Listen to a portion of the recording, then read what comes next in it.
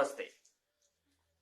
अभी का त्योहार जो शरद पूर्णिमा आ रहा है, खगोल विज्ञान की दृष्टि से ये बहुत महत्वपूर्ण त्योहार है। उसका क्या कारण है? उसका कारण है कि चंद्र उस दिन पृथ्वी से सबसे करीब होता है। साल के जितने भी दिन हैं, सब दिनों में चंद्र और पृथ्वी एकदम समीप आ जाते हो तो शरद पूर्णिमा पड़ता है। इसलिए चंद्र का प्रभाव भी पृथ्वी की औषधियों पर उस दिन सबसे ज्यादा होता है। इसके लिए पहले के काल के वैद्य शरद पूर्णिमा जाने पर ही औषध का स्वीकार करते थे, औषध ग्रहण करते थे। उस दिन सबसे ज्यादा शीतल चंद्र होता है, ऐसा भी खगोल शास्त्र में माना गया है।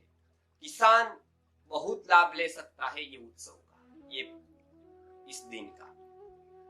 किसान की धरोहर है, किसान की जो रीढ़ की हड्डी है वो है फसल, खेती। खेती की जो रीढ़ की हड्डी है वो है फसल। फसल यदि अच्छी होती है तो किसान सुखी होता है, फसल नहीं होती है तो किसान दुखी होता है। अब कौन सी फसल इस बार उगने वाली है, कौन सी फसल को कुदरत अनुकूल होने वाली है, तो ये कुदरत ही संकेत दे देती है। तो कुदरत के संकेत समझना ये आवश्यक है। इसलिए शास्त्र बनाए गए, इसलिए अलग अलग शिक्षाएं दी गई, इसलिए बहुत कुछ संस्कृत में साहित्य लिखा गया है। इसी तरह का एक साहित्य वरामिहिर का है। वरामिहिर ने बताया है, खगोल शास्त्र वेत्ता था, तारों की भाषा भारत ने दुनिया को सबको सिखलाई। अपना भारत वो देश था, भारत देश। हम जब गीत गाते हैं तो तारों की भाषा वो समझते थे।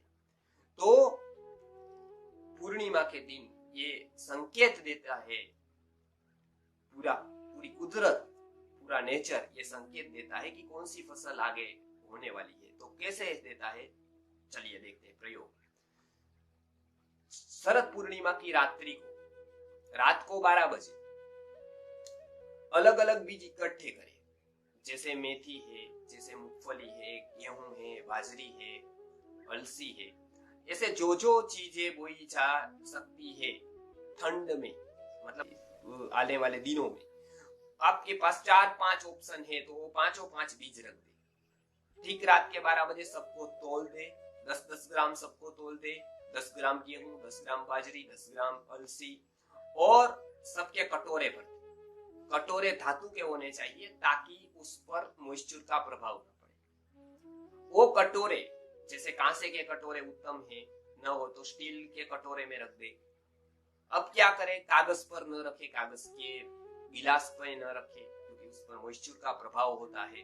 अब क्या करें, उसको रख दे और वो बीजों पर चंद्र की चांदनी ढाबे पर रख दे, आंगन में रख दे, कहीं पर भी रख दे।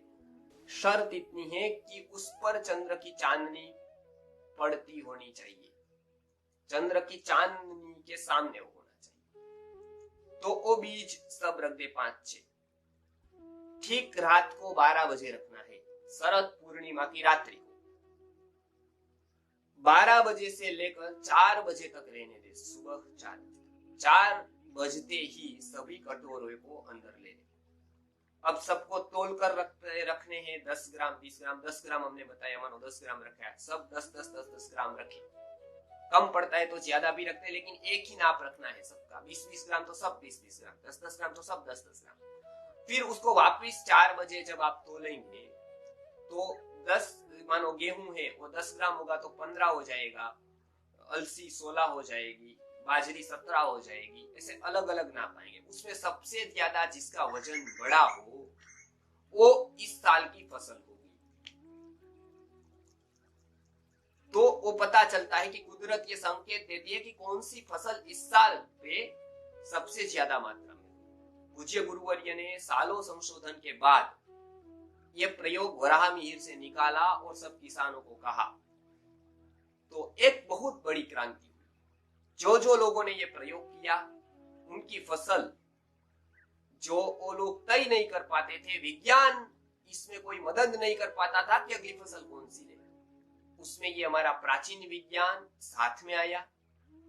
और वराहमिहिर की प्रसादी से, गुरुवर्य के संशोधन कार्य से किसानों के सामने आज प्रयोग आया और हजारों किसानों ने प्रयोग किया और नरेश भाई मकवाणा करके हमारे साथ जुड़े हुए एक किसान है जो चिखली में खेती करते हैं। वो तो ये प्रयोग से इतने प्रभावित हुए कि वो तो अब वही फसल बोते हैं जो यहाँ गुरुकुल पे प्रयोग के द्वारा या वही प्रयोग के द्वारा जिसका वजन ज्यादा बढ़ा। उन्होंने पिछले 2 साल से ये प्रयोग करके उसका पूरा लाभ लिया। गेहूं बोया, गेहूं हुआ, पिछली बार अलसी बोली, अलसी हुई।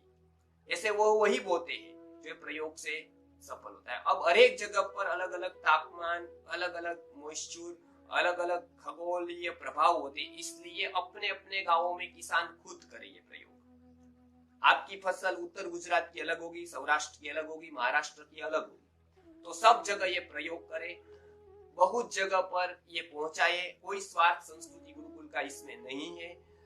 अंत तक ये वरामिहिर का प्रयोग पहुंचे और फिर से किसान खड़ा हो जाए ऐसे वैदिक प्रयोग करके, और किसानों का हित हो और जगत का जो पिता कहते हैं जिसको, किसानों को, वो किसान अपनी फसल का निर्णय खुद कर सके, वो किसी पर निर्भर। इसलिए वरामिहिर ने प्रयोग बताया है, ज्यादा से ज्यादा लोगों तक पहुंचाए ताकि किसानों को इसका लाभ मिल सके। कोई भी प्रश्न है तो आप कमेंट में लिखे, कोई भी प्रश्न है तो आप फोन करिए। इसके संबंधित कोई भी प्रश्न के लिए नरेश भाई का भी मैं नंबर दे देता हूँ, उसका भी नंबर कमेंट बॉक्स में होगा, उसको भी आप पूछ सकते हैं, वो भी किसान है। तो ये प्रयोग की ज्यादा जानकारी आप इस तरह से ले सकते हैं। नमस्कार।